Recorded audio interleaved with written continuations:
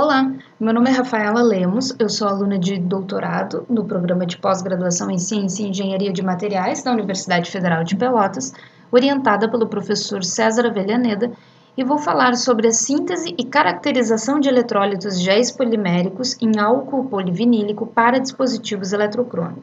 A cada ano, o consumo de energia elétrica vem aumentando.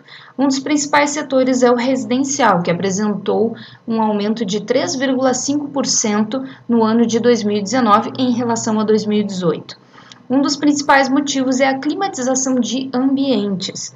Por isso, precisamos falar em eficiência energética, ou seja, desenvolvimento de tecnologias e dispositivos que levem à diminuição do consumo energético, através de consumo, armazenamento e conversão de energia.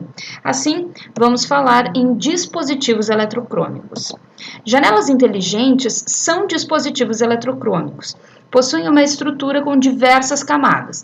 No seu estado descolorido, essas janelas permitem a passagem de luz e calor.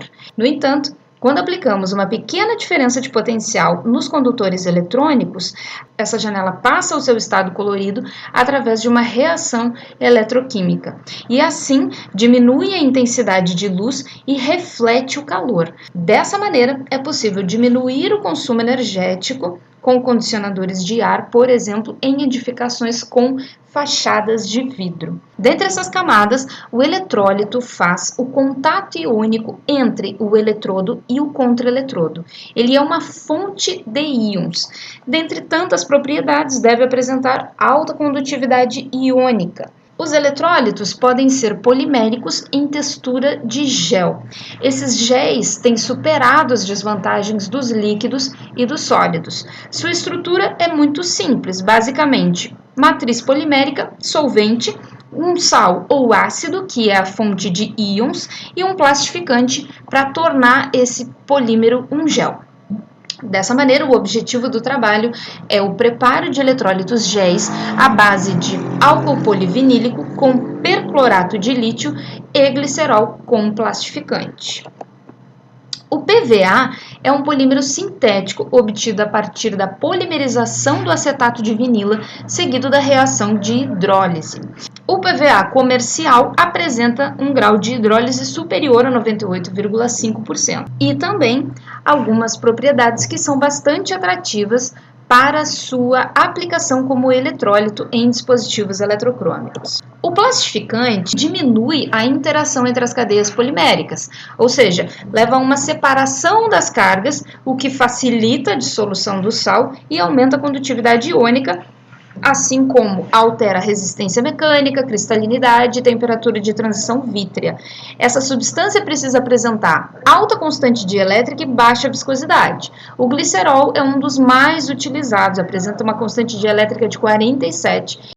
Os géis foram preparados a partir da dissolução do PVA em água com agitação magnética. Após essa dissolução, se fez a adição do sal e, por fim, do plastificante. Para iniciar, diferentes quantidades de glicerol foram adicionadas para a gente entender como que funciona esse plastificante nessa matriz polimérica. Os géis são bastante transparentes, apresentam uma viscosidade média, conforme se aumenta a quantidade de plastificante, diminui a viscosidade.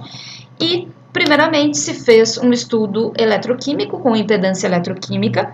Percebe-se que, com o aumento de glicerol, se tem um aumento da resistência, mas também se tem um aumento da condutividade iônica. Um gel com 2,5 gramas de PVA e 10 ml de glicerol apresentou uma condutividade iônica de 7,77 vezes 10 na menos 4 siemens por centímetro, um valor comparável da literatura. Dessa maneira, se conclui que esses eletrólitos géis de PVA são promissores para aplicação como eletrólitos, que a adição de 10 ml foi a quantidade ótima para esse sistema e que essa quantidade de glicerol favoreceu os sítios de coordenação para os íons lítio. Muito obrigada pela atenção.